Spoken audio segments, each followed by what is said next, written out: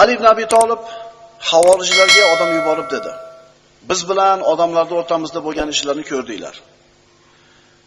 Muhammad alayhisolamning ummati yana bir boshi bir bo'lib, birlashgunga qadar xohlagan ishlarni qilib yuraveringlar. Faqat o'rtamizda ayrim shartlar bor. Ya'ni sizlar xohlaganini qilib yuraveringlar, faqat ayrim narsalarda ehtiyot bo'linglar. Harom bo'lgan qonni to'kmaysizlar. Yo'l to'sarlik qilmaysizlar. Zimmiylarga tajovuz qilmaysizlar. Agar shu ishlarni qilsanglar, sizlar bilan urushamiz. Albatta Alloh taolo xoinlarni yaxshi ko'rmaydi."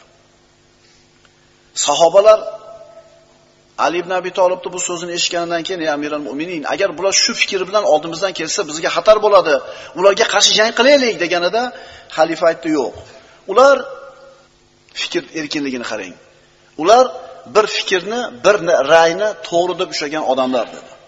"Ularni o'zini ra'yiga qo'yib qo'yamiz" dedi. Modomiki bu fikrlari, ra'ylari ularni harakatga boshlamas ekanmi, o'zini holiga qo'yib turamiz, deyapti. Modomiki urush qilib jang qilishiga o'tmasa. Subhanalloh, birodarlar, bu qanaqa bir fikriy erkinlik. Xalifani kofir deb turishibdi. Qaysi xalifani? Rasulullohning kuyovini, Ashara-i Mubashsharani bittasini, eng bilimli kishini kofir deyapti, lekin Ali ibn Abi Talib bularning fikri, o'zini holiga qo'yib turamiz, deyapti. Modomiki hadlardan nima qilishmasa, oshmasa. Agar ular jang qilsa bizga qarshi, biz ham jang qilamiz, dedi. Havorijlar mana Ali ibn Abi Talibning oldida qolishdi. Ularga hech kim hech narsa demayapti. Ularni hech kim quvib ta'qib qilmayapti. Haddidan oshdi.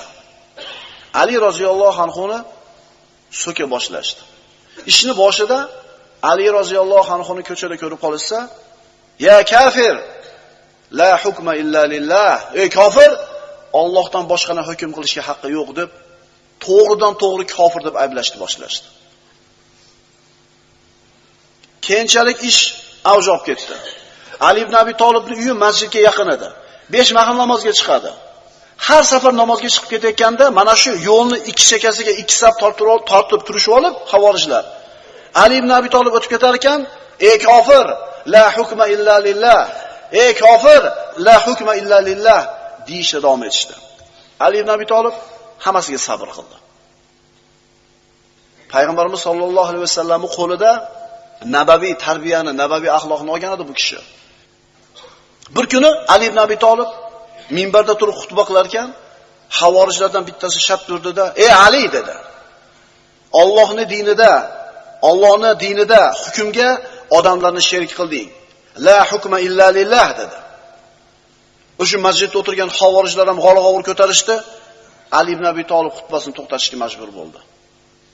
Masjiddagi havorijlar "La hukma illa lillah, la hukma illa lillah" masjidda g'ala-g'ovurga to'ldirishdi. Ular tinchigandan keyin Ali ibn Abi Talib "Kalimatun haqq urida bihal batil." Haq kalima, lekin buni orqasidan botil ko'zlandi dedi. So'ngra Ali ibn Abi Talib ularga aytdi: "Modomiki sizlarning qo'llaringiz biz bilan ekan, sizlarni foyda man qilmaymiz. Ya'ni jang qilsak boshqa bir qavmlar bilan biz bilan chiqib qatnashsanglar, sizlarga o'ljadan beramiz. Sizlarni masjidlardan man qilmaymiz. Agar sizlar boshlamasanglar, biz sizlarga birinchi urushni boshlamaymiz" dedi. Birodarlar, bironta podshoni shunaqa dushmanlik qilib turgan odamlarga Ali ibn Abi Talib qilganchalik muomalasini ko'rganmisizlar? Kofir deb tursa ham tek qo'ylar, deyapti. Kofir deb tursa ham masjiddan man qilmaylar, deyapti. Biz bilan jangga chiqsalar o'lja bera olamiz, masjiddan man qilmaymiz, haddinglardan oshmasanglar tegmaymiz, deyapti. Bu qanaqa bag'ri kenglik?